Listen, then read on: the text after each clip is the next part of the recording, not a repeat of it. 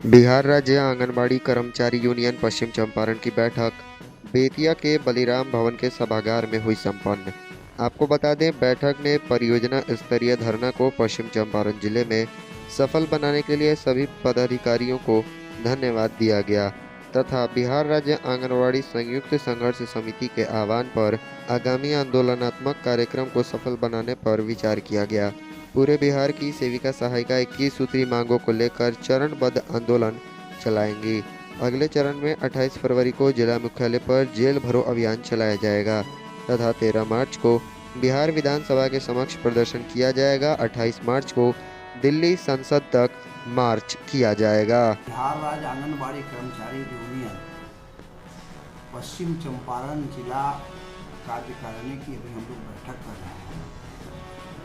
पिछले दिनों बिहार राज्य आंगनबाड़ी संयुक्त संघर्ष समिति पूरे बिहार के सेविका और सहायिका के सवालों को लेकर के लड़ने के लिए गठित है। उसके आह्वान पर 10 फरवरी को बिहार के सभी बाल विकास परियोजना कार्यालय में धरना दिया गया और वो धरना काफ़ी सफल रहा।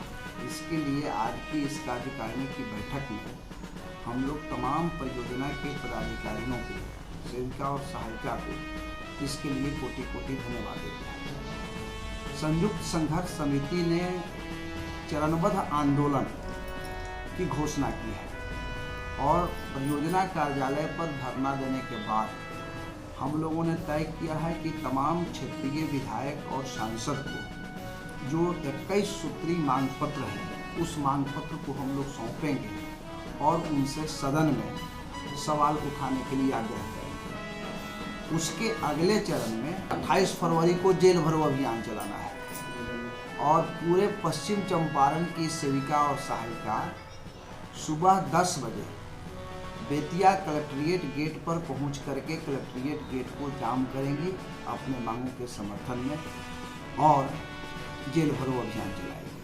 हम लोग प्रयास कर रहे हैं, संगठन हमारा प्रयास कर रहा है कि पश्चिम चंपारण के सभी आंगनबाड़ी केंद्र उस दिन बंद रहेंगे और सभी सेविका सहायिका को अनिवार्य रूप से कलेक्ट्रेट गेट पर आना है।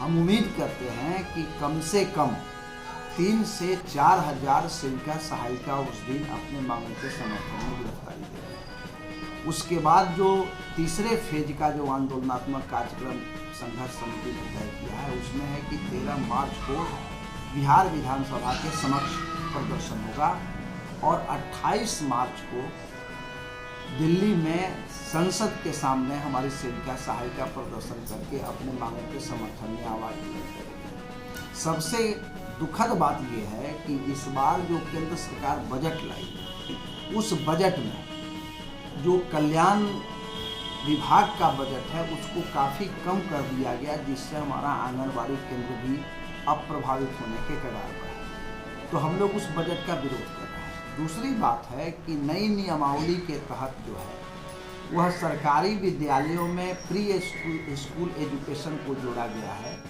प्री स्कूल एजुकेशन आंगनबाड़ी के जिम्मे था, उसको सरकारी विद्यालयों में जोड़ करके और आंगनबाड़ी को समाप्त करने की केंद्र सरकार की साजिश चलाई जा रही है। इसके खिलाफ भी हमारी सेविका लगातार आंदोलन कर रही है और इस महंगाई में बहुत ही कम उनको मानदेय मिलता है।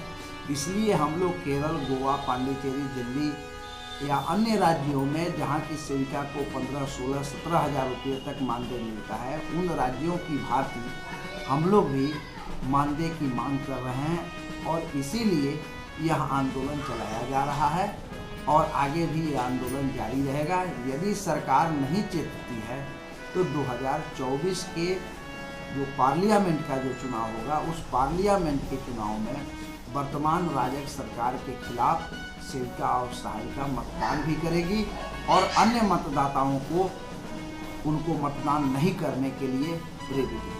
10 फरवरी को हम लोगों ने अपने अपने परियोजना में धरना दिया और एक हमारी जो मांगे हैं कई सूत्री मांगे हैं उनको लेकर हम लोग आंदोलन करने पर हैं।